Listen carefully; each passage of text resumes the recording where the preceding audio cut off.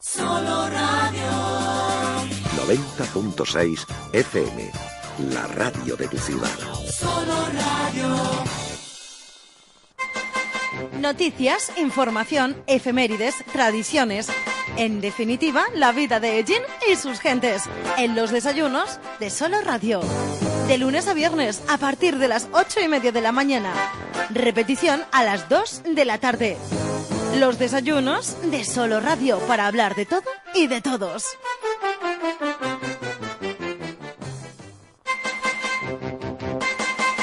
Muy buenos días, saludos cordiales. 36 minutos son los que pasan de las 8 de la mañana. Edición correspondiente al día 6 de mayo de 2015. Cordial saludo de José Aurelio Martínez. Muy buenos días si nos escuchan en la emisión matinal. Buenas tardes si lo que hacen es escuchar la repetición que en torno a las 2 de la tarde les ofrecemos. Un programa el de hoy que tiene un cambio importante en el contenido. No podemos ofrecerles el programa que teníamos previsto, pero sí hemos decidido retrotraernos en el tiempo alrededor de un año para ofrecerles un programa que nos daba la oportunidad de conocer uno de nuestros rincones especiales, quizás desconocido para la mayoría de los sellineros, pero que a través de este programa conocíamos un poquito más su importancia. Fue una edición especial de Ellín Puerto Presente que nos acercaba a la Camareta. Lo recordamos hoy en los desayunos de Solo Radio. Presente, Puerto Presente, presente y aquí a tu lado. Presente, Puerto Presente, presente y aquí a tu lado. Yo. Traigo mis sorpresas enlatadas, pa' que las saques saboreando. Tapémonos la vida, venita hasta el congelador. Aquí, ahora, la celebración. Hay tantos y tantos lugares que seguramente para la mayoría de los sellineros es totalmente desconocido. Bueno, pues uno de nuestros propósitos en programas como el que les ofrecemos en el día de hoy es que dejen de serlo un poquito más. Me refiero lógicamente al desconocimiento que podemos tener en torno a esos lugares. Hoy vamos a hablar de el Ermitorio de la Camareta, un lugar próximo a donde se acaba el mundo, una camareta mágica, interesantísima sin duda a nivel arqueológico, y que, bueno, pues vamos a intentar por todos los medios que la conozcamos un poquito más de cerca. Si no saben, porque es la pena, ¿no?, en la radio que no podamos enviarle una imagen, pero si quieren, pues simplemente en un buscador de internet ponen la Camareta y seguramente pues ya tendrán ahí imágenes y se pueden hacer una idea más cercana de lo que le estamos hablando en el día de hoy. Aunque yo creo que con nuestros invitados va a quedar todo muy clarito, seguro que sí. Si los pasos se hacen cortos, el sonido de su eco es... Ellín Puerto Presente, como saben, es una serie de programas que les ofrecemos en la sintonía de Solo Radio con la colaboración de la Escarihuela de Agramón. Jesús Domínguez, gerente, propietario de la Escarihuela, muy buenos días. Buenos días y mágicos días. Mágicos por el tema y por el día en sí, ¿no? Porque hoy además los enamorados celebran el día de su patrón, que no sé si tiene que ver mucho con la Camareta. Bueno, todo se aproxima al día de San Juan y se enlaza todo. Estamos muy cerca del solsticio de verano y bueno, efectivamente, San Antonio es el patrón de los enamorados, que decían: San Antonio bendito, las mujeres de antes, búscame un marido que ni fume ni beba vino tinto. Bueno, pues anda que no se esmeraban bien, ¿no?, para pedir la persona para compartir la vida, ¿eh? Lo que tú decías, luego muchas se arrepentirían. Y habría también alguna que otra oración para decir: San Antonio, córtame esto de una forma ya rápida, que esto no hay quien lo soporte, ¿no? En fin, pues hoy efectivamente hablamos de la Camareta. Decía en la presentación, Jesús, que sin duda, yo lo creo así, es una gran desconocida para muchísimos sellineros. Pues sí, porque es un lugar bastante inaccesible y es un lugar, como tú has dicho, mágico, arqueológico, antropológico, pero que está ya en los confines del mundo, como se anunciaba al principio, porque está muy próximo a donde acaba el mundo. Todo el mundo sabe dónde nace el mundo, que es en Riópar, pero muy pocos conocen que el mundo acaba en Ellín, concretamente en las minas, y allí, justo antes de llegar al encuentro de los ríos en el pantano de Camarillas. La Camareta tiene una vista preciosa, que además fue portada de un magnífico folleto que presentaba allí con la imagen de la Camareta con el agua del pantano, y es un sitio, bueno, pues muy muy especial, y además que tiene pues un gran punto de energía que va a concitar a lo largo de las culturas pues a muchas personas en torno, y que van a dejar testimonio de ello, que ya hablaremos de eso.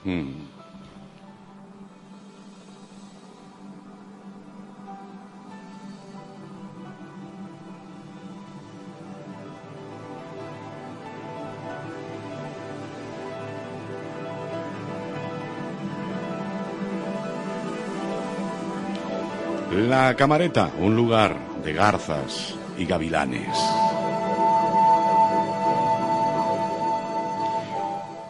Conde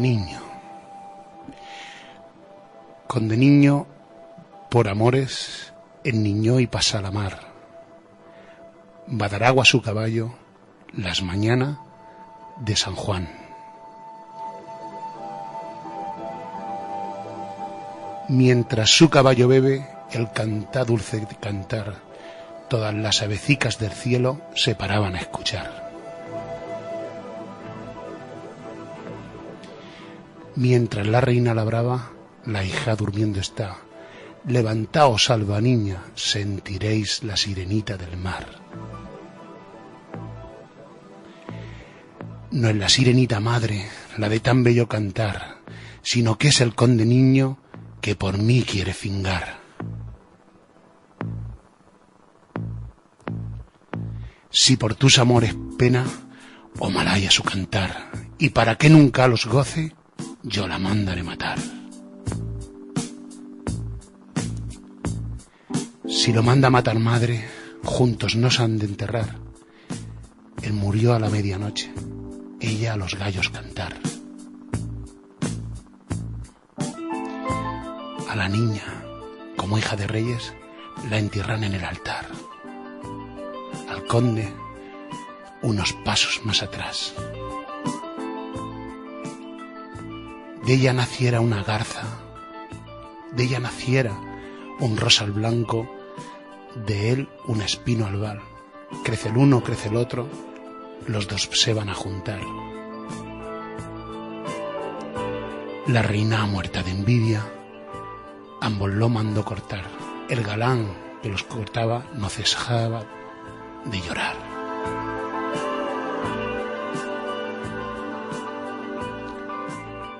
Del rosal naciera una garza, del espino un poderoso gavilán.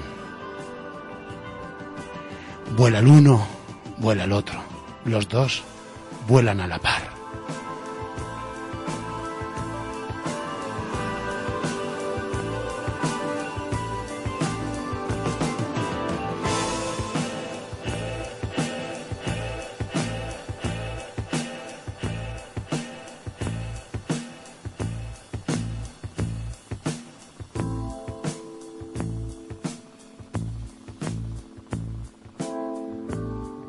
Bueno, pues así comenzamos hoy nuestro programa de esta forma tan especial. Garzas y gavilanes en la Camareta. Esto un auténtico cuento de misterio. Bueno, esto es un romance del siglo XIII, de transmisión oral, que se va a contar en Hellín, que se va a contar en Agramón, que lo sabían nuestras mayores de transmisión oral, que lo conocían mis bisabuelas, mi abuela, y que lo conocían pues mucha gente mayor porque estaba muy extendido en todo lo que es el sur de España, y cuenta un suceso mágico que va a tener lugar en torno al solsticio de verano, que es la noche del 23 al 24 de San Juan. Yo me gustaría que, si nos están escuchando, pues quienes nos escuchen, que nos llamasen y nos contasen pues rituales, y sobre todo si tienen que ver con la noche de San Juan, y también muy especialmente a los que aún quedan algunas personas vivas que vivieron en el Camarillas antes de ser inundado por el pantano. Y esta era una leyenda que se contaba, junto con la Encantada de la Camareta, que es la cuestión mollar de la que vamos a hablar hoy, y que tenían pues la creencia de que en la noche del 23 al 24 se aparecía un espectro y que se sucedía año tras año. Era una noche de mucho respeto. Iba a estar hoy con nosotros, que no ha podido venir, pues un señor ya muy mayor, que tiene casi 90 años, que él se crió justo muy cerca del eremitorio, y él recibió la leyenda de sus ancestros, y bueno, él me cuenta que no había nadie que saliese esa noche, en la noche del 23 al 24, y siempre estaba como protagonista, como eje, la cueva de la Camareta, que se supone que es donde permanecía el resto del año este espectro.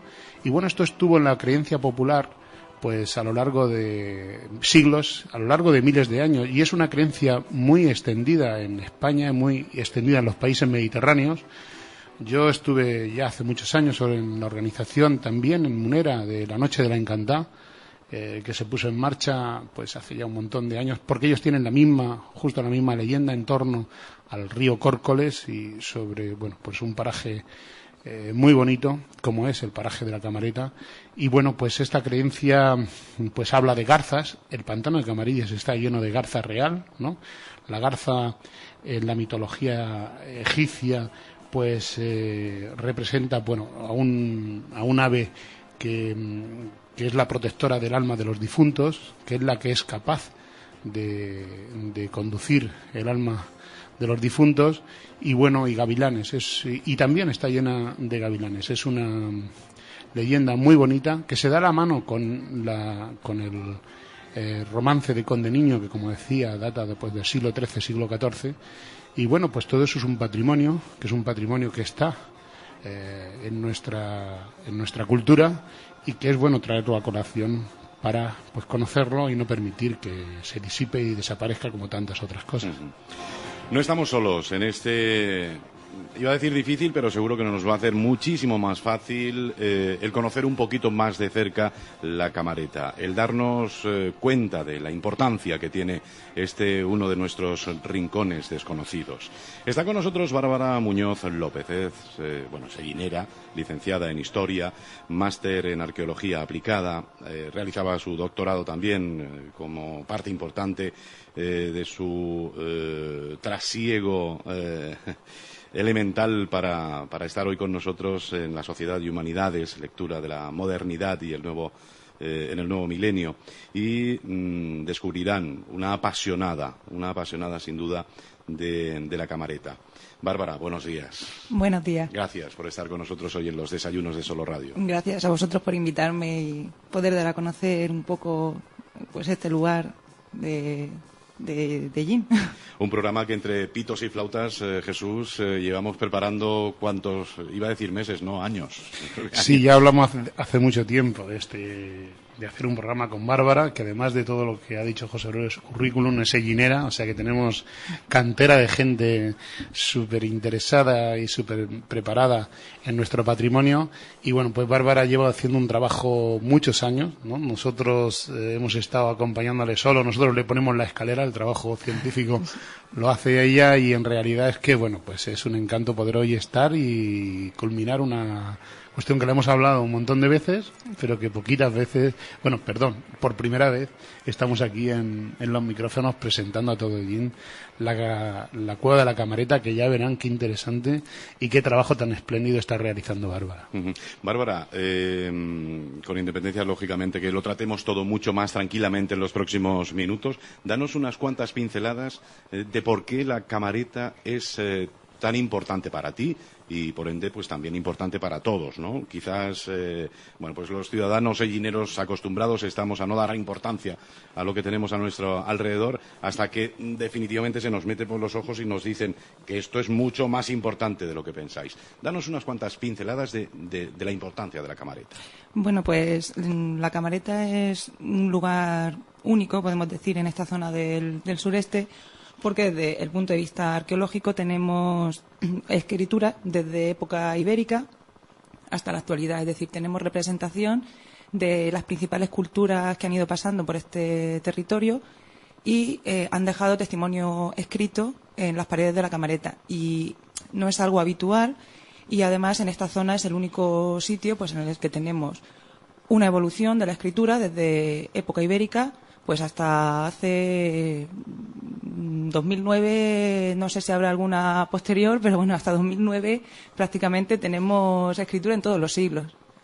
Hasta el 2009. Año 2009 después de Cristo, desde aproximadamente el tercero o segundo antes de Cristo. Me imagino que la relevancia de los escritos de esta época tan cercana no tendrá mucho que ver con los anteriores. No, evidentemente que no. Aquí hay una distinción muy clara entre el tipo de inscripción o el motivo por el que se escribía hasta aproximadamente el siglo XV, y luego vemos cómo a partir del siglo XVI hasta la actualidad, pues la temática cambia. Es decir, en un momento inicial tenemos un cierto sentido religioso dentro de la escritura, y ya a partir de entonces pues queda como un lugar de visita en el que pues el visitante sube, pone su nombre, fecha y lo que se le pueda ocurrir.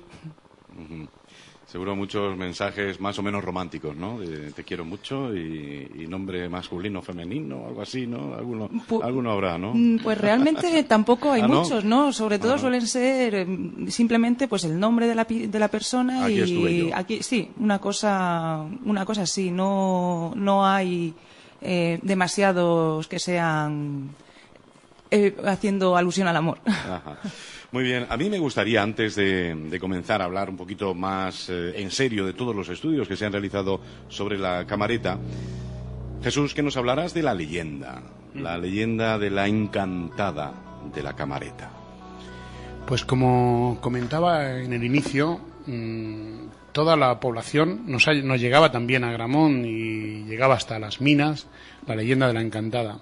Cuenta que en la noche del 23 al 24 de junio, que ya he dicho que es el solsticio de verano, pues aparece una dama con un peine que pues se está peinando junto al río Mundo, antes de ser anegado pues toda esa zona por el pantano de Camarillas, y que bueno, es un espectro que está cumpliendo pues una supuesta pena o un maleficio por algún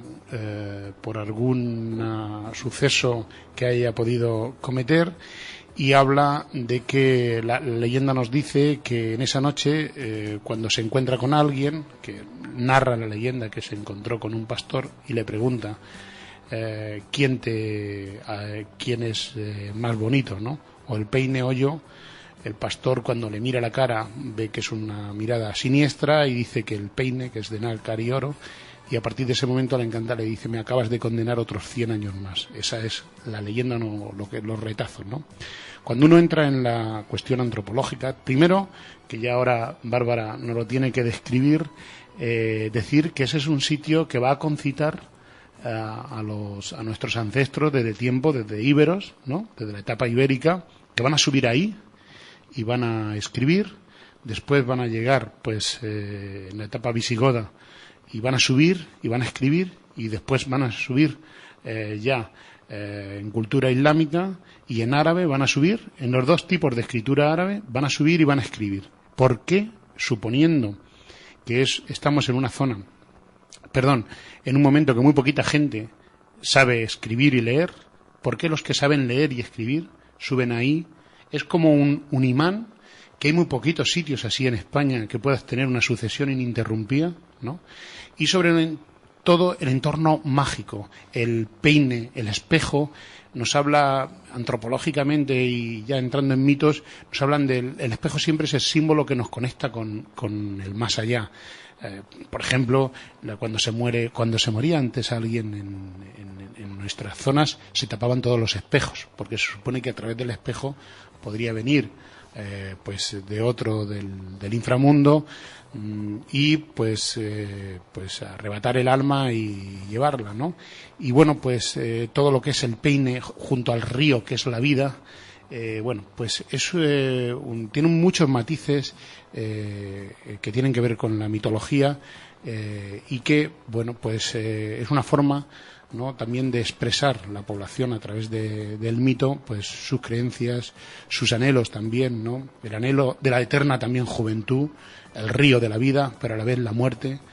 Bueno, es algo que estuvo muy presente y la leyenda nos llega hasta ahora. Hizo un estudio hace ya muchos años Antonio Selva Iniesta, que lo publicó en el Instituto de Estudios Albacetenses. Hay un libro escrito muy interesante. Bueno, hay mucho escrito sobre ya la camareta. Yo hablo de la leyenda solo, pero ya arqueológicamente ya nos explicará Bárbara. Y bueno, es un entorno muy especial al que acude mucha gente que tiene, bueno, pues que creen en todo lo que son las cuestiones de energía y las cuestiones telúricas y demás.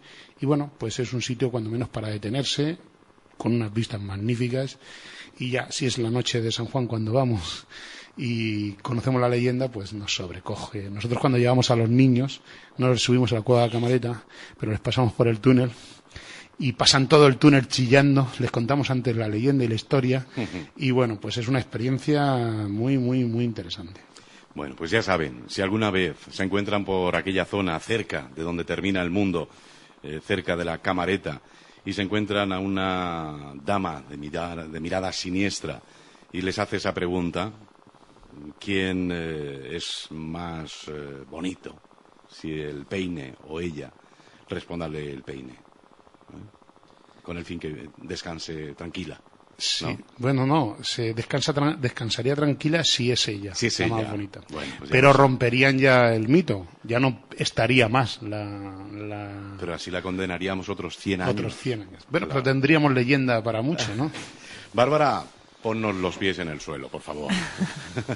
Bueno, sí, vamos a pasar un poco ya a las evidencias arqueológicas que tenemos en la cueva de la Camareta. Empezar diciendo pues que toda la zona del valle de Minateda, Gramón, el valle del Camarillas, es una zona que ha tenido un alto nivel poblacional a lo largo de la historia porque tiene un recurso fundamental, o tenía un recurso fundamental, es decir, agua. Y en las zonas en las que tenemos agua, pues lógicamente es muy habitual encontrar yacimientos. Y en esta zona en concreto, bueno, pues tenemos una gran cantidad de ellos en todos los periodos históricos. Tenemos relativamente cerca el Tolmo de Minateda, es decir, que es una zona que bueno, pues ha tenido un gran desarrollo cultural. La cueva de la Camareta en sí se encuentra en la ladera del cerro conocido como el Tesorico, en cuya cima también hay un yacimiento de época ibérica. Y bueno, pues se trata, para que la gente se haga un poco una idea, que no la conozca, es una cueva que está excavada en la roca, tiene 4 estancias, una central más amplia con una columna en la entrada, luego una estancia a cada lado, una derecha, otra izquierda y otra en el fondo. La cueva en algún momento debió tener algún tipo de entrada, digamos, monumental, porque se aprecia cuando la ves desde abajo, en la zona de la derecha, como si hubiera habido un friso que en algún momento pues habría sido destruido. Desconocemos los motivos, pero bueno, parece ser que algo así debió existir. Como ha dicho Jesús al principio, el acceso es bastante complicado, y aunque dice que ellos solo ponían el acceso, sin ellos no sería imposible poder acceder a la cueva, porque aparte de tener que subir toda la ladera del cerro, una vez que llegas tenemos una pared de unos 6 metros de altura que o subes con escalera o no hay manera de acceder. Entonces ya es bastante importante tener ayuda para el acceso. Ya dentro de la cueva no tenemos o no se ha encontrado ningún tipo de testimonio material, es decir, que podamos decir ni cerámica ni restos, no hemos encontrado nada en la actualidad, y la importancia viene pues de todos los grabados que tenemos en sus paredes. Como he adelantado al principio, tenemos desde época ibérica hasta la actualidad un amplio catálogo de inscripciones.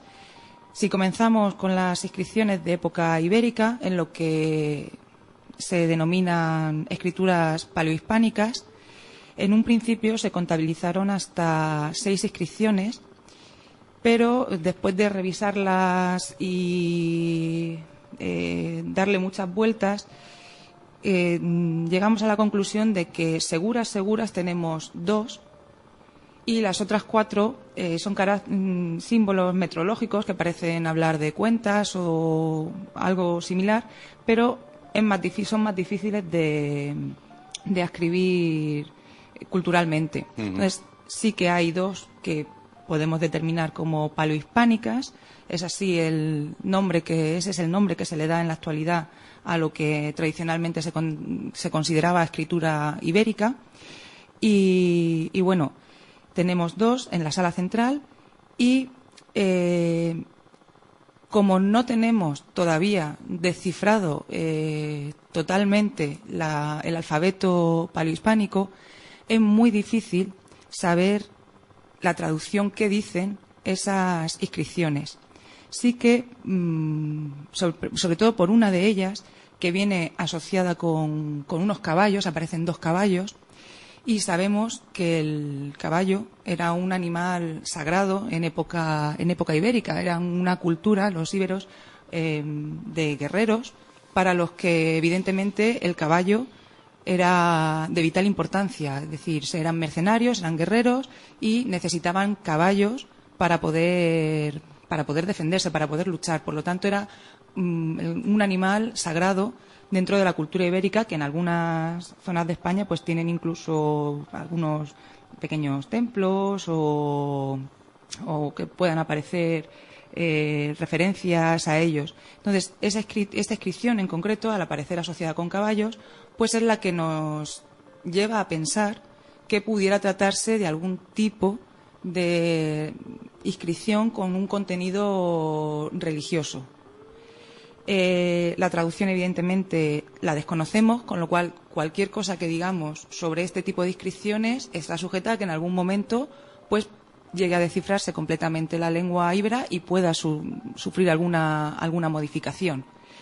En cuanto a la cronología, es bastante complicado establecerla, porque el tipo de alfabeto que se utiliza es un alfabeto denominado meridional, que viene de evolución de la escritura tartésica.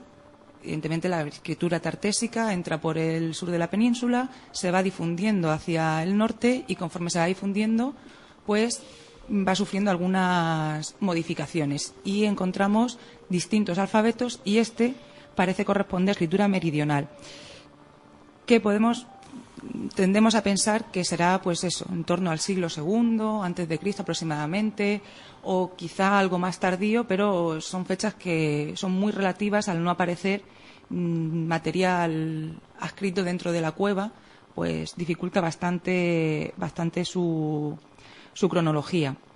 Y además este tipo de escritura meridional donde se ha encontrado asociada en otros lugares a registros mercantiles.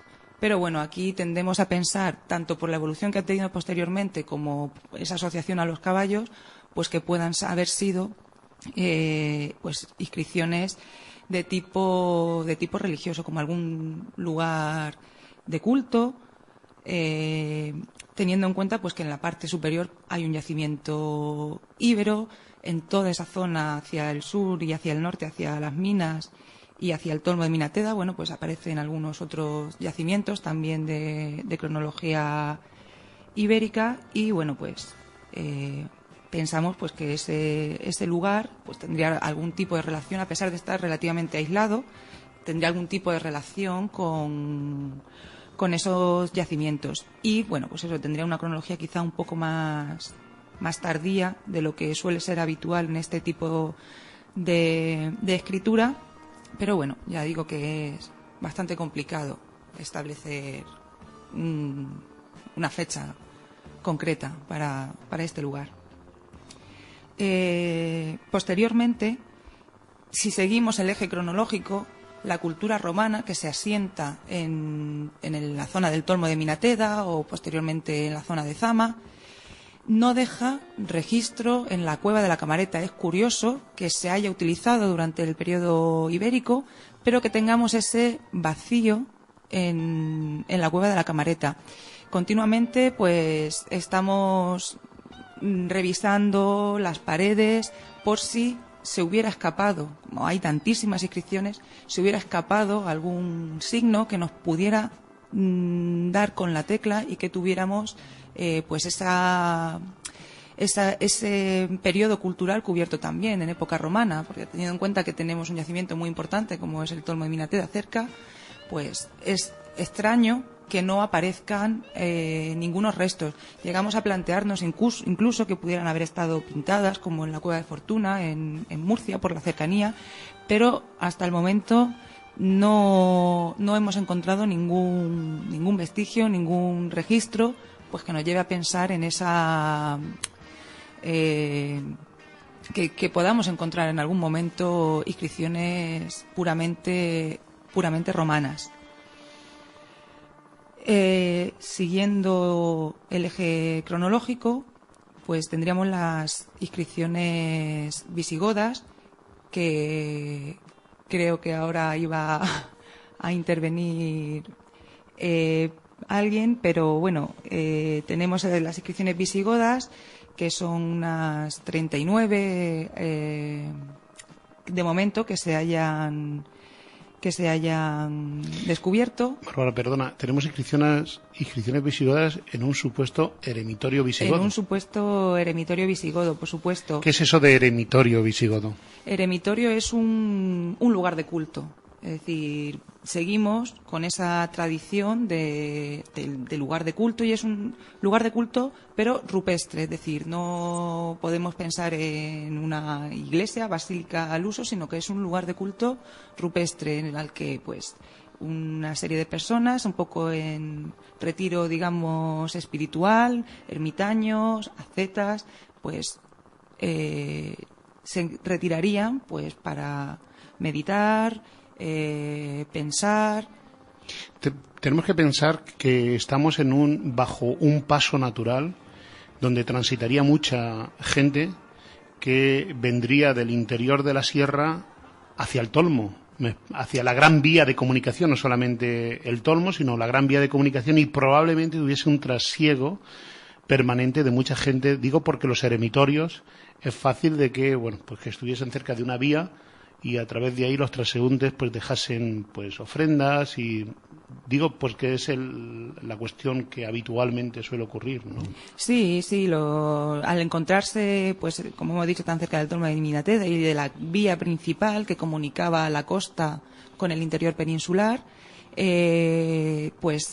posiblemente sería un lugar de paso, un lugar al que ya estando en sí el eremitorio, pero que cualquier visitante que pudiera pasar por la zona en dirección a esa vía de comunicación, pues podría pernoctar, podría estar allí y evidentemente pues dejar también testimonio de su visita o de su paso por el lugar. Eremitorio porque habían eremitas, que eran exacto, ermitaños, religiosos. Sí. Ya que nos encontramos en este momento, donde estamos hablando de esas inscripciones visigodas, es momento de saludar a Isabel Vázquez Soriano. Ella es licenciada en Filología Clásica, catedrática de Filología Latina en la Universidad Complutense, y con nosotros va a compartir también unos minutos en los desayunos de Solo Radio. Jesús, háblanos un poquitín de Isabel. En absoluto tenemos tiempo para echar un vistazo a todo el currículum, si no, no nos daría tiempo ni a saludarla. Con lo cual, resúmenos al máximo quién estará con nosotros en los próximos minutos. Bueno, yo creo que le corresponde a Bárbara más, que es conocida, pero bueno, decir que Isabel Velázquez Soriano es licenciada en Filología Clásica y además es catedrática de Filología Latina en la Universidad Complutense. Tiene, bueno, un currículum extenso no más, yo que estuve preparando un poquito la presentación, y bueno, pues solamente decir que tiene un gran número de trabajos, muchísimos, tiene que se deberá al gran número de años que lleva trabajando en la historia y profundizando, ¿no?, en el conocimiento de la prehistoria, y muy concretamente más de la etapa pues relacionada sobre todo con la lengua latina, y que tiene un gran número de publicaciones, más de 14 libros propios. Y bueno, entre todo eso, pues destacar pues un estudio que tiene hecho sobre la cueva de la Camareta de Ellín, Albacete, y que publicó la Universidad de Murcia, y este trabajo fue hecho entre 1987 y 1992. Ella pues es colega de Bárbara, y así que, Bárbara, yo creo que eres tú quien tienes que darle paso a Isabel Velázquez. Bueno, pues nada, pues como ya ha dicho Jesús, pues Isabel es una colega de profesión y ha realizado pues una increíble labor en el tema de la lengua visigoda, latina, y es una gran experta, y un lujo poder contar con ella y que nos aporte su punto de vista. Isabel Velázquez, buenos días. Buenos días. Isabel. Pues parece que tenemos algún pequeño problema con la conexión con Isabel. Lo vamos a intentarlo de nuevo. Bárbara, ahora mismo Isabel sigue trabajando, ¿no?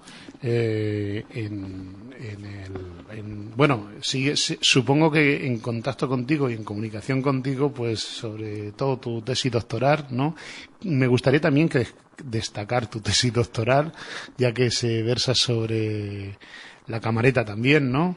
Y explícanos un poco pues tu tesis y tu vínculo, si estás colaborando con ella en algunas cuestiones concretas. Y una cuestión también, perdona que no te dejo, es el número total de inscripciones de escrituras, que es inmenso. Lo digo para quien nos esté escuchando, que no se trata, como ha dicho, de un grupito pequeño de escrituras, sino que todas las paredes de las habitaciones de la Camareta están llenas de escritura. Sí, bueno, contabilizadas no me he parado exactamente a contar cuántas hay, porque sería bastante difícil, pero bueno, tenemos cientos y cientos de inscripciones. Y ¿Tu tesis? Mi tesis, bueno, partió la tesina que se hace inicialmente a final de doctorado, trató sobre la cueva de la Camareta, y de ahí, bueno, pues la investigación se amplía con la tesis doctoral en santuarios rupestres de época romana y tardorromana. Dejamos el periodo ibérico un poco en el aire, porque ya era bastante complicado abarcar todos los santuarios que hay con la época romana y tardorromana. Sí que hablamos de la génesis y la evolución, por lo tanto, pues la Camareta se incluiría también, porque tenemos inscripciones del tipo, bueno, es un santuario rupestre, por lo tanto entraría, pero bueno, que nos sirve un poco como punto de partida. Y bueno, pues a Isabel la conozco a raíz de una relación con la Universidad de Murcia, un profesor mío que nos pone en contacto, porque ella fue la que realizó la primera investigación sobre las inscripciones visigodas de la Camareta. Bueno, y ahora, en la actualidad, como ya nos explicará ella, está haciendo un nuevo, digamos, estudio para incluirlas dentro del corpus que hay sobre inscripciones latinas más importante, y bueno, pues quiere volver a visitarla, y bueno, sigue vinculada a la cueva de la Camareta. Vamos a intentarlo. Teníamos un pequeño problema, no sé si de cobertura, de líneas, y ya está con nosotros Isabel Velázquez. Isabel, buenos días. Buenos días. Gracias por atender la llamada de los desayunos de Solo Radio. Con mucho gusto. Jesús, Bárbara. Isabel, muy buenas. Buenas. Buenos días, Isabel. Buenos días. Bueno, Isabel, primero muchísimas gracias. Sé que esta mañana la tenía apretada y eso pues hace que pueda tener algún problema con la comunicación. Muchas gracias por estar en los micrófonos de Ellín Solo Radio esta mañana con nosotros. Es un placer para mí, no hay ningún problema. Intentando dar luz sobre la cueva de la Camareta de Ellín, Albacete. Isabel, ¿realmente es tan importante la cueva de la Camareta? ¿En qué situación está? ¿Qué nos quieren? ¿Qué importancia y por qué? ¿Y ¿cuál cree usted que tiene que ser el futuro de un lugar que es bien de interés cultural tan importante, aparentemente, por lo menos por las publicaciones que he escrita, y una de ellas la que usted tiene hecha? Sí, bueno, son varias preguntas, pero trataré de hacerlo ordenadamente. Desde luego la Cueva de la Camareta tiene una importancia extraordinaria desde el punto de vista cultural, en sentido lato, pero es un documento fundamental como historia de la escritura. Además es muy interesante porque tenemos manifestaciones de escrituras latinas de época tardoantigua, fundamentalmente del siglo VII, aunque hay alguna que pudiera estar escrita en cursiva antigua, que eso habría que estudiar por qué. Hay un hiato cronológico, porque en época, digamos, romana prácticamente no quedan, o yo creo que no hay ninguna. Luego están en época árabe y después casi sin solución de continuidad hasta la época actual. El problema es que los grafiteros actuales o del siglo XX no han respetado los espacios físicos de los grafiteros del mundo antiguo, y eso es una tristeza, ¿no? Pero entonces, como historia de la escritura y historia de la cultura. Pero luego lo que es el conjunto de inscripciones latinas, que como digo son fundamentalmente del siglo VII, hay alguna también posterior. Igual que ocurre con las escrituras, las inscripciones árabes, están reflejando un momento muy interesante, porque casi todas son de contenido cristiano, es decir, son pequeños mensajes epigráficos esgraciados en la pared con expresiones del tipo Aurelius, ¿no?, en latín, vivas in Deo, permaneas in Cristo, es decir, mensajes de gente devota, gente que acudía ahí, quizá pues por un lugar de retiro, etcétera. Lo mismo parece que las inscripciones árabes hablan de una posible rápita, también entendida como lugar de retiro. De manera que es una cueva, y además el paisaje así lo provoca, ¿no? El que sean lugares de retiro, de espiritualidad casi. Hay una inscripción muy curiosa, si es que todavía existe, porque esa es la otra pregunta que me ha hecho y ahora le diré, en la columna que hay central, que es una columna excavada, no es natural, es decir, que está formada, ¿no?, dentro de que sería un ámbito, un paraje natural. Esa columna está como tallada, hay una inscripción con unos, digamos, errores vulgarizantes de la lengua tremendos, pero que dice más o menos intravit hic vir sanctus nomine, o vir dei sanctus nomine Quila, es decir, ha entrado aquí el varón santo de Dios de nombre Sila. Yo siempre he pensado que esta inscripción podría ser un poco la que, digamos, homogeneizaría un poco todas las inscripciones de tipo latino, es decir, quizá ahí hubo un santón o hubo alguien que digamos, concitaba la asistencia de otras personas a esa cueva. Sea o no esta hipótesis fiable, en cualquier caso, o comprobable, mejor dicho, en cualquier caso, lo que sí que parece es que todas esas inscripciones están hablando de un lugar más o menos de retiro espiritual. Irían ahí, se quedaban ahí como tránsito. Bueno, pues cualquiera de esas hipótesis es viable, ¿no? Y en cuanto a las árabes pasaría lo mismo. Y la situación que yo le decía, la situación actual, y por qué deberíamos de hacer esfuerzo en conservarla, porque, bueno, según el análisis de los técnicos, parece ser que puede sufrir un progresivo deterioro, ¿no? Es lo que le iba a decir. Yo estuve aquí hace ya 20 años, ¿no? Y entonces ya estaba bastante deteriorada la cueva. De hecho, el suelo de la cueva se va minando. Incluso hay inscripciones en las esquinas en las que ya son de muy difícil acceso. ¿Qué ocurre? Si esto no se cuida, si no se protege un poco, el final de la cueva es evidente, es inminente, porque cualquiera puede subir ahí, aunque el acceso es difícil, e ir machacando, y perdone la expresión, literalmente las paredes, escribiendo sobre lo ya escrito, hay grafitos actuales de personas que simplemente dejan su nombre, ponen el año en el que han estado, pero en letras muy grandes, absolutamente incidiendo muchísimo, y se está destrozando. Es una pena porque es un patrimonio cultural riquísimo. Mire, le diré una cosa, del siglo VII, por ejemplo, tenemos muy pocos materiales escritos sobre grafía convencional desde el punto de vista de la escritura cursiva, que es en lo que están estos grafitos. Hay muy pocas cosas. Hay esto, las pizarras, las pizarras de época visigoda, de la zona de Ávila y Salamanca, etcétera, unas manifestaciones de escritura cursiva en algunos códices, pero un poco más. Entonces, estas inscripciones, es que aparte de su contenido, digamos, desde el punto de vista de la lengua cultural, sobre la historia de la escritura es de las pocas manifestaciones originales que tenemos de esa época. Entonces, es una lástima que esto se pueda perder.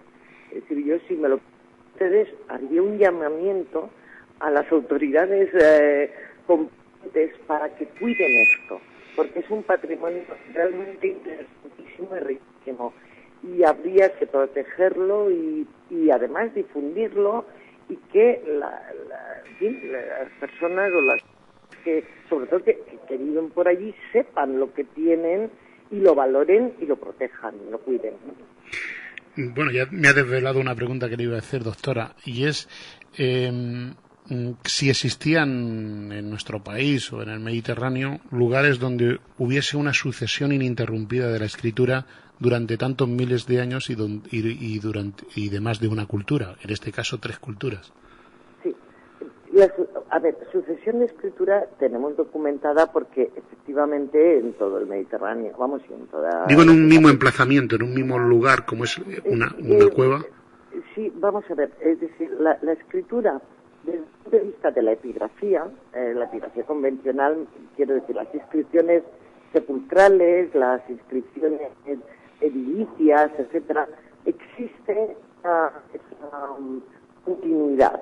No es que haya muchísimas, pero existe. Donde hay menos continuidad es precisamente la escritura cursiva, es decir, la minúscula, la cursiva. Yo me refiero a las escrituras espontáneas, las escrituras, por ejemplo, de los documentos o de las notas diarias.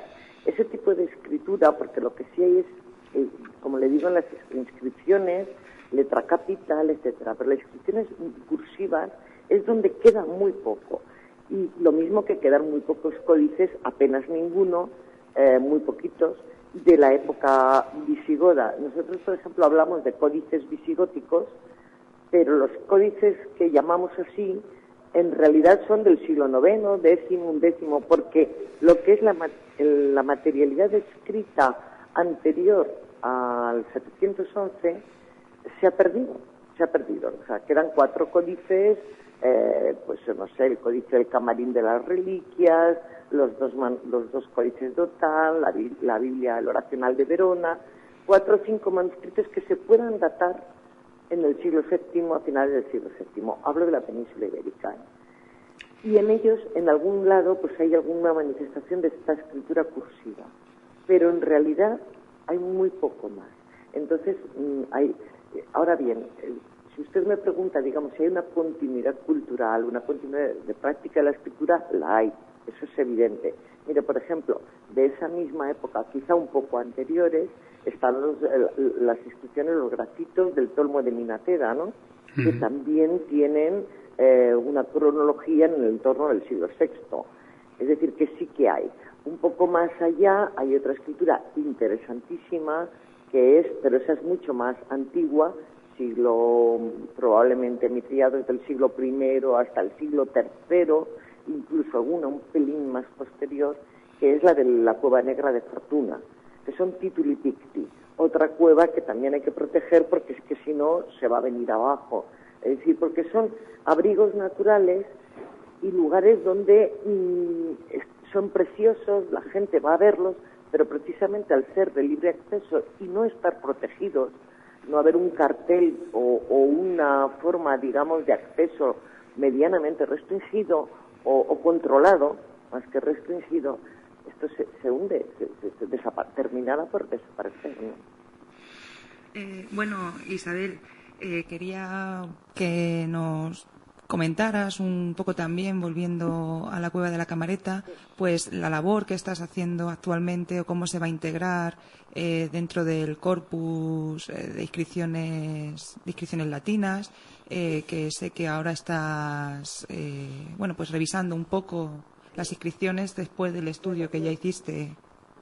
Sí, vamos a ver, yo, como sabes, pues, trabajé en la cueva ya hace muchísimo tiempo. Antes habéis dicho, me parece, las fechas de publicación del estudio, que no dejaba de ser un estudio provisional en la medida en que yo pues subí varias veces a la cueva y lo que pude ver, y en fin, a partir de las cuadrículas que hizo el doctor Antonino González Blanco, que fue el gran promotor de los estudios de la cueva de la Camareta, y entonces quedó, ¿no? Es decir, yo hice una edición de todas las inscripciones latinas que veía, creo, lecturas razonablemente fiables, pero claro, siempre me ha quedado la duda de si había alguna inscripción más que yo no vi en su momento, etcétera.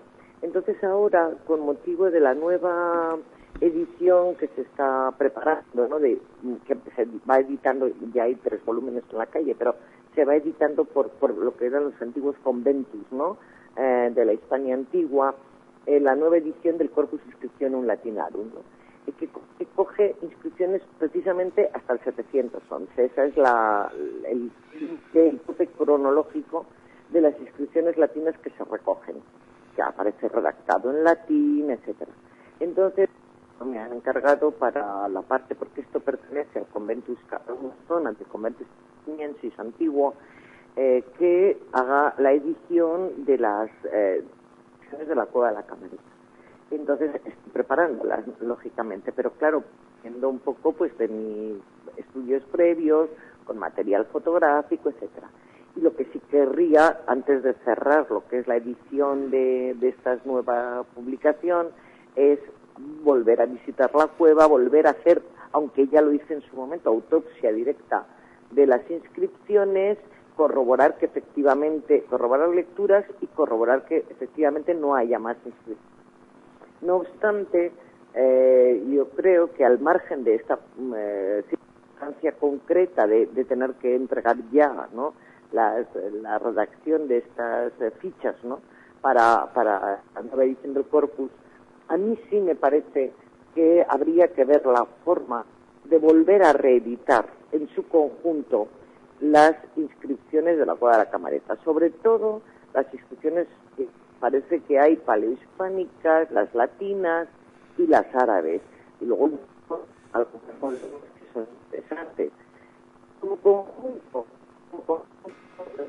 estamos teniendo algún problema con... de manifestación cultural, de historia de la escritura y de historia de la evolución de la zona, ¿no? Yo creo que yo abogaría porque pues un equipo tratase de volver a reeditar y a estudiar la cueva desde los ámbitos arqueológicos, contextualizar. Sí. Sería sin duda importante mantener vivo ese estudio e incluso pues rehacerlo, como bien dice, con el fin de ponerlo un tanto al día. Estamos teniendo, sin duda, Isabel, en estos últimos minutos muchos problemas para entenderle bien por la conexión telefónica.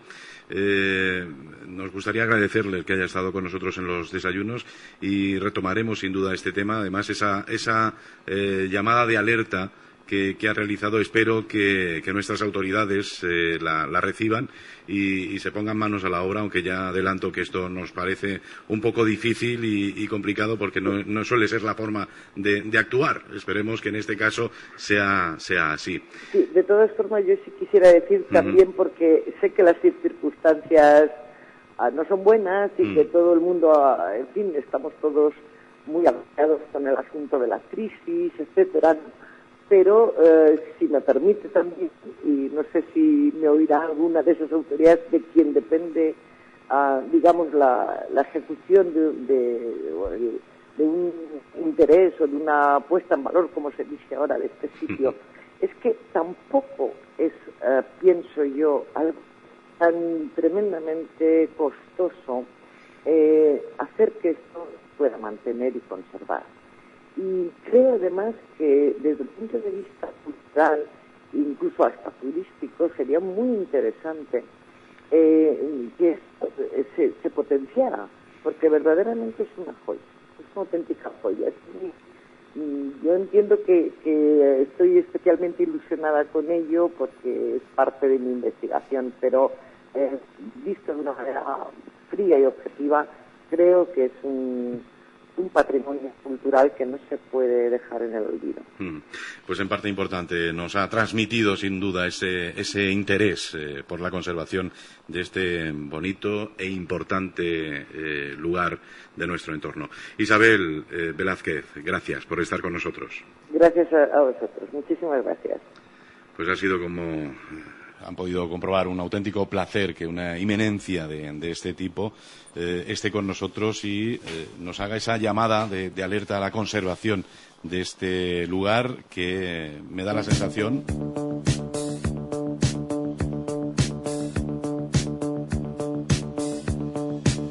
lo tiene muy difícil para que así sea. Interesantísimo, sin duda, todo lo que nos ha comentado Isabel Velázquez. Bueno, interesantísimo y además pues muy agradecidos. Tenemos que agradecer que pues una personalidad desde el punto de vista de investigación como Isabel Velázquez haya tomado como eje de su investigación pues una parte de nuestro patrimonio que es Hellín. Así que bueno, pues como tantos secretos que siempre decimos que tenemos por doquier en los campos de Hellín, pues agradecerle muchísimo su trabajo y bueno, espero que hoy haya Bárbara, Bárbara tengo que decir que con nosotros en la Escarihuela ya ha estado explicando, estuvo en una jornada muy interesante y muy concurrida, que hubo muchísima gente en las fiestas de Agramont de hace ya 3 o 4 años explicando la camareta. Vimos que hubo pues un pequeño suceso con 2 niños de Agramont que subieron a la camareta. Ellos no sabían el valor que tenían y marcaron allí sobre 2 inscripciones de 2 eremitas y marcaron sus apodos, ¿no? Y a partir de ese momento Bárbara, yo le propuse una cuestión que hicimos en el colegio. Fuimos clase por clase al colegio de Agramont y yo estoy seguro, les explicamos el valor que tenía la cueva de la camareta y estoy seguro que nunca más ningún niño de Agramont subirá a la camareta a hacer, porque no lo conocían, ¿no?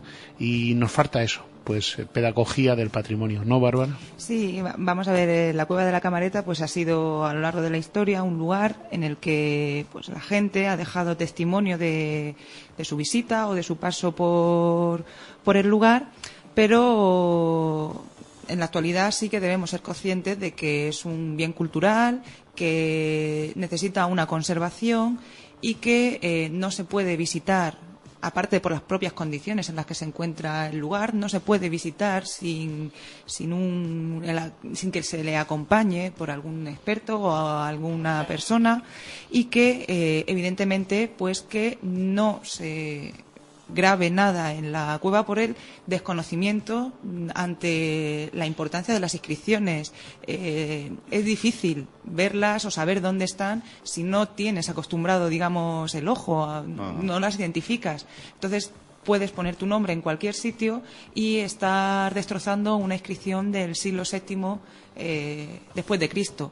Por lo tanto, pues hay que intentar evitarlo de alguna manera y, bueno, pues quien tenga interés o quiera visitarla, pues que se ponga en contacto por los cauces debidos con personas que estén capacitadas para poder acompañarlos y así evitar que se siga deteriorando el interior, porque entre las propias condiciones estructurales y la falta de respeto, porque en el fondo es falta de respeto ante nuestro patrimonio, pues al final terminamos perdiendo el legado que nosotros tendremos que dejar a nuestros descendientes, digamos.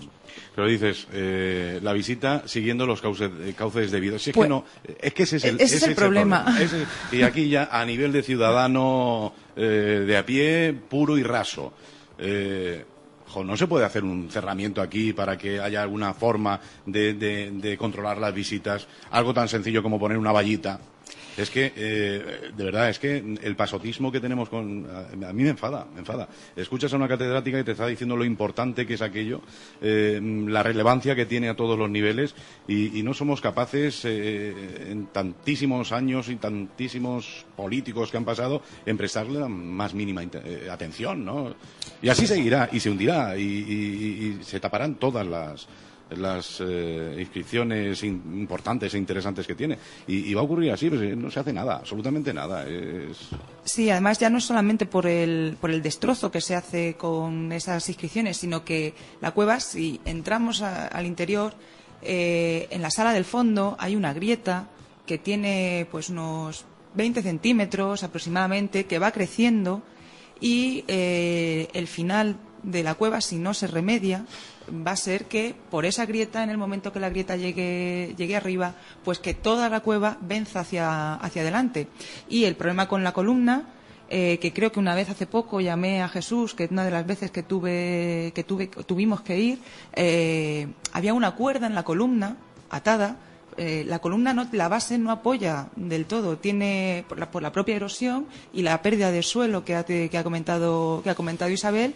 Pues la columna prácticamente no sujeta peso. Si además le añadimos que quien desconoce cómo debe subirse ata una cuerda, pues evidentemente lo que estamos haciendo es contribuir a que cada vez se degrade más. Y como hemos visto, pues es un lugar de gran importancia. Entonces yo directamente yo recomendaría que no se visite de manera particular, porque además es que la ladera, todo el cerro es una roca caliza, una roca que se deshace, una roca que se va laminando y se va cayendo.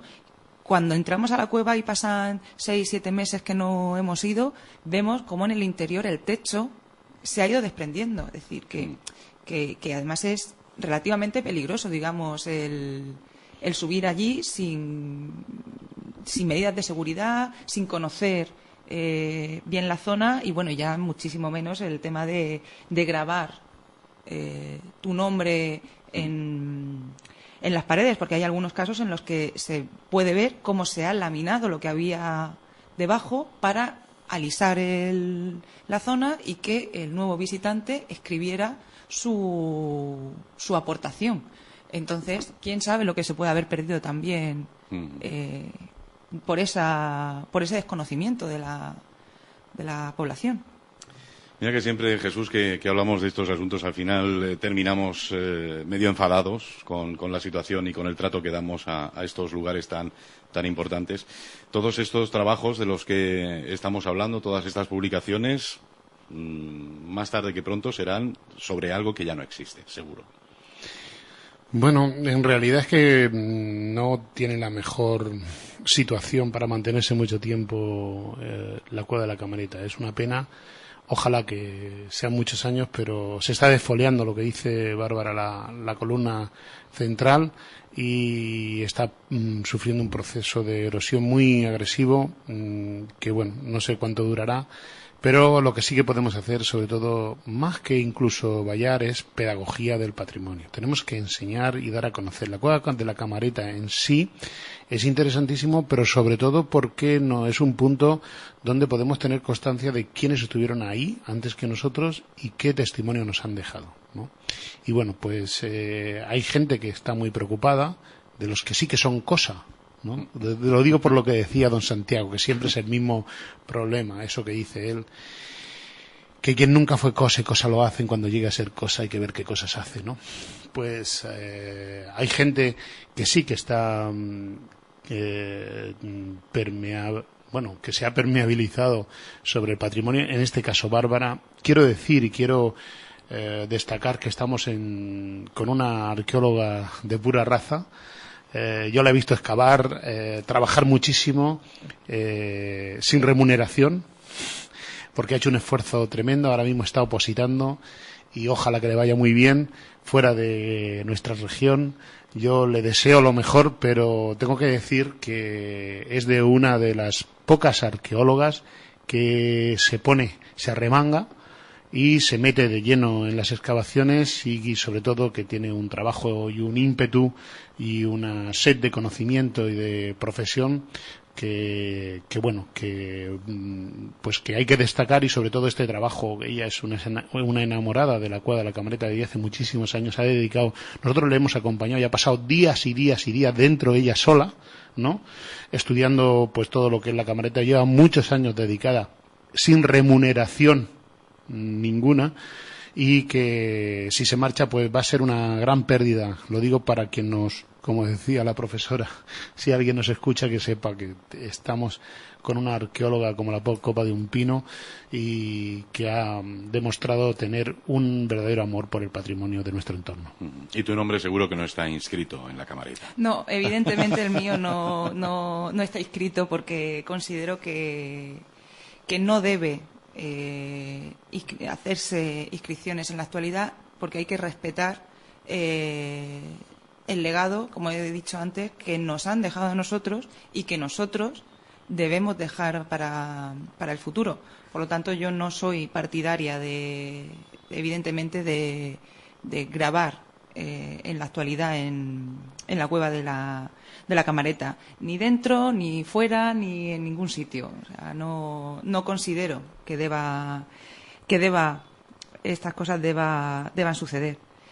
Entonces, no he dicho antes nada, quería solamente mencionar un momento al profesor Antonino González Blanco, que fue uno de los descubridores junto a Antonio Selva, y que él es el que ha llevado la investigación sobre la cueva de la Camareta. Fue profesor mío en la Universidad de Murcia, está ya jubilado, pero él también era un gran apasionado, y la última vez que subió a la Camareta tenía 73 años, con lo cual es un gran apasionado de la cueva de la Camareta, y también muy enfadado por el estado de conservación y un poco la dejadez que hay sobre este yacimiento. No me extraña. Bárbara, ¿da por finalizado su trabajo, su interés, el desarrollo de cualquier actividad en torno a la Camareta, o no? No, jamás. La cueva de la Camareta, yo le decía a Jesús que era mi pequeño piso de 40 metros cuadrados, entonces además le tengo mucho cariño, y Jesús sabe que aunque no tengan nada que hacer, es decir, estas cosas siempre están sometidas a revisión, pero me gusta ir de vez en cuando, ver cómo está, ver si hay algo nuevo, la grieta que me tiene preocupada en el fondo, pues ver si crece mucho año tras año, y pues seguir revisando, porque siempre podemos encontrar algo nuevo que nos pueda llamar la atención sobre la cueva de la Camareta. Ya son muchos años, y no tengo intención de dejar de visitarla o de dejar de hablar de ella. Te embrujó el 23 de junio la encantada de la Camareta, ¿eh? Sí, es posible. Jesús, a ti como profesional del mundo del turismo, a ti, Bárbara, como profesional, estudiante de lugares tan maravillosos como este, ¿cuál os gustaría que fuera el futuro? ¿Qué es lo que de forma más inminente hay que hacer para la conservación de la Camareta? ¿Y cómo debería gestionarse este patrimonio cultural tan importante a vuestro juicio? Bueno, vamos a ver, lo primero que habría... Lo digo por si no caen autoridades en lo que hay que hacer, por lo menos que le ayudemos un poco a pensar en lo que deberían hacer. Claro, la verdad es que es un lugar muy complicado, pero lo primero que habría que hacer es buscar algún sistema de consolidación para evitar que se siga deteriorando por sus propias condiciones físicas, es decir, la erosión, algún pequeño movimiento sísmico que pueda estar ocasionado pues por las fallas cercanas o por el propio pantano, y pues tratar de consolidar por una parte lo que es el interior. En cuanto a lo que has comentado antes del vallado, la verdad es que es complicado un sistema de vallado en la cueva. Por lo tanto, pues sí que sería necesario que la población, los niños, los mayores, tomen conciencia de la importancia del lugar y que sea respetado como se merece. Y bueno, pues ya que estamos pues un poco buscando soluciones o salidas a esta crisis, pues integrar la Cueva de la Camareta pues dentro de nuestros recursos turísticos y bueno, pues intentar que pues se pueda visitar con unas condiciones de seguridad, el acompañamiento de personal especializado y no sé, aquí las autoridades son las que tienen la última palabra en realidad. Entonces, pues habría que tratar primero consolidar y después pues tratar de hacer un programa de gestión, de quizá musealización, aprovechar los recursos que tenemos en la actualidad, pues fotografía y demás, pues para tratar de darla a conocer. Y desde el punto de vista turístico, Jesús. Bueno, yo primero bajo la prescripción técnica, que son los arqueólogos y los técnicos los que tienen que primero decir qué se puede explicar y si es visitable o no. Yo pienso que sí que se puede visitar con muchas cautelas y sobre todo con una dirección pues técnica pues adaptada a la realidad que ahora mismo tiene la Camareta. A partir de ahí yo pienso que divulgar. Pero yo haría una encuesta a autoridades todas, en el mundo de la cultura o fuera del mundo de la cultura, que han habido y que hay, cuántos han estado en la Cueva de la Camareta. Es un bien de interés cultural. Entonces siempre, aquí estamos donde mismo y en el mismo problema de siempre. Y vuelvo a Cataluña. Los catalanes nos dicen, no se puede desarrollar un territorio que no se ama, no se puede amar lo que no se conoce. No puede haber preocupación. Ningún tipo de autoridad va a tener ninguna preocupación, salvo que le sarte en los medios de comunicación que este punto que tiene tal importancia sufre no sé qué. Y eso no puede ser, no se puede abordar una cuestión de este tipo, como en este caso un patrimonio casi exclusivo de la península ibérica, nos está diciendo una catedrática, ¿no? Y que no se conozca en Albacete, no lo conoce la población y no lo conocen los responsables políticos o muchos técnicos, no conocen la Camareta. Bárbara no ha cobrado nunca por todo lo que está haciendo hasta ahora. Hay gente que cobra por defender la cultura, ¿no? A nivel local, regional, y la ha habido. Entonces, yo creo que necesitamos socializar el patrimonio, socializar el bien y a partir de ahí, pues buscar los recursos de donde se pueda.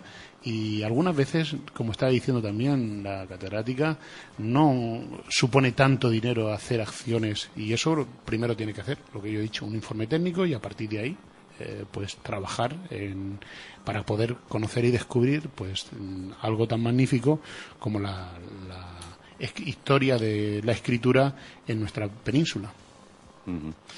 Nos quedamos sin tiempo, llegamos al final del programa de hoy. Espero que les haya resultado interesantes a nuestros oyentes todos los datos que se han ofrecido sobre la Camareta. En fin, volveremos sin duda sobre este asunto, a no ser que lleguemos tarde y ya no nos dé tiempo a hablar más de algo existente y se haya convertido ya en inexistente. Ojalá y no lo vean nuestros ojos, ¿no? Pues esto querrá decir que alguna generación más podrá disfrutar de este bonito lugar e interesante lugar.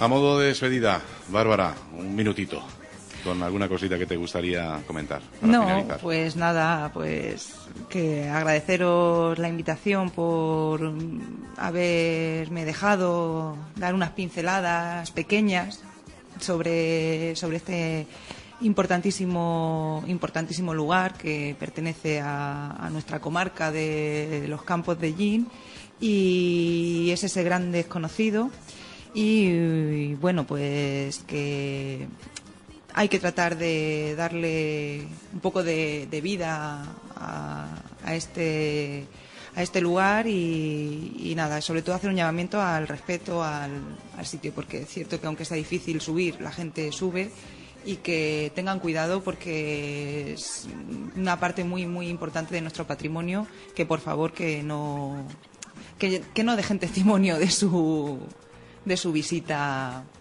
a la Cueva de la Camareta. Igual deberíamos poner en la puerta un libro de visitas y que firmen directamente en el libro, ¿no? Sí. Eso me supuso una discusión con un profesor de la Universidad de Murcia, con Rafael González, porque decía que, bueno, que si eso había sido un lugar en el que se escribía, que con respeto, en la zona de abajo, quizá, o podría alguien poner su nombre. Yo no soy partidaria, pero él sí. Entonces, bueno, hay que encontrar una solución intermedia. Un libro de visitas, algo, pero arriba, por favor, que no escriban nada más. Jesús, ha sido sin duda muy interesante el Ellín Puerto Presente de hoy. Pues sí, ha sido muy interesante. Y una recomendación, claro que sí, bajen al río Mundo, no a la Camareta, y firmen, pero firmen con los ojos en el paisaje, firmen en sus adentros y déjense impresionar por un patrimonio excelente natural, lleno de agua, en el pantano de Camarillas, en el pantano de Talave, en el pantano del Cenajo, en el río Mundo, en el río Segura, en los Almadenes, en el Pitón volcánico, en los puentes de Iso.